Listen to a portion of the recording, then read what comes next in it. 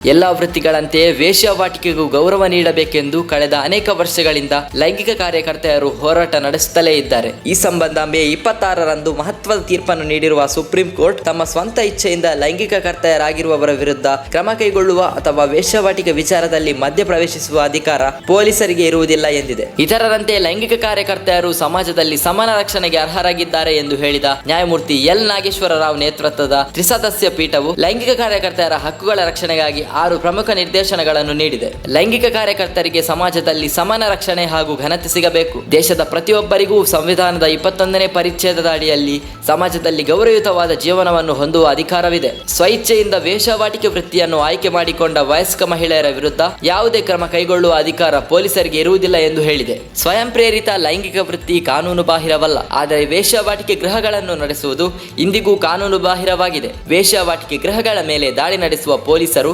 ಲೈಂಗಿಕ ಕಾರ್ಯಕರ್ತೆಯರನ್ನು ಬಂಧಿಸುವಂತಿಲ್ಲ, ಅವರಿಗೆ ದಂಡ ವಿಧಿಸುವುದು ಅಥವಾ ಇನ್ಯಾವುದೇ ಕಾನೂನು ಕ್ರಮ ಕೈಗೊಳ್ಳುವಂತಿಲ್ಲ ಎಂದು ಸುಪ್ರೀಂ ಕೋರ್ಟ್ ಹೇಳಿದೆ. ಮಹಿಳೆಯರು ಸೆಕ್ಸ್ ಅನ್ನು ವೃತ್ತಿಯಾಗಿ ಆಯ್ಕೆ ಮಾಡಿಕೊಂಡಿದ್ದಾರೆ ಎಂಬ ಮಾತ್ರಕ್ಕೆ ಅವರ ಮಕ್ಕಳನ್ನು ಅವರಿಂದ ದೂರ ಮಾಡುವ ಅಧಿಕಾರ ಕೂಡ ಯಾರಿಗೂ ಇರುವುದಿಲ್ಲ. ಲೈಂಗಿಕ ಕಾರ್ಯಕರ್ತರಿಗೆ ಸಮಾಜದಲ್ಲಿ ಹೇಗೆ ಗೌರವ ನೀಡಬೇಕೋ ಇದೇ ಗೌರವ ಅವರ ಮಕ್ಕಳಿಗೂ ನೀಡಬೇಕು. ಸಮಾಜದ ಎಲ್ಲರಿಗೂ ಹೇಗೆ ಕಾನೂನು ಇರುತ್ತದೆಯೋ ವೇಶ್ಯಾವಾಟಿಕೆ ವೃತ್ತಿಯಲ್ಲಿ ಇರುವವರಿಗೂ ಅದೇ ಕಾನೂನು ಇರುತ್ತದೆ. ಪೊಲೀಸರು ಪೂರ್ವಗ್ರಹ ಪೀಡಿತರಾಗಿ ಲೈಂಗಿಕ ಕಾರ್ಯಕರ್ತರಿಗೆ ಕಿರುಕುಳ ನೀಡುವಂತಿಲ್ಲ ಎಂದು ನ್ಯಾಯಪೀಠ ಹೇಳಿದೆ.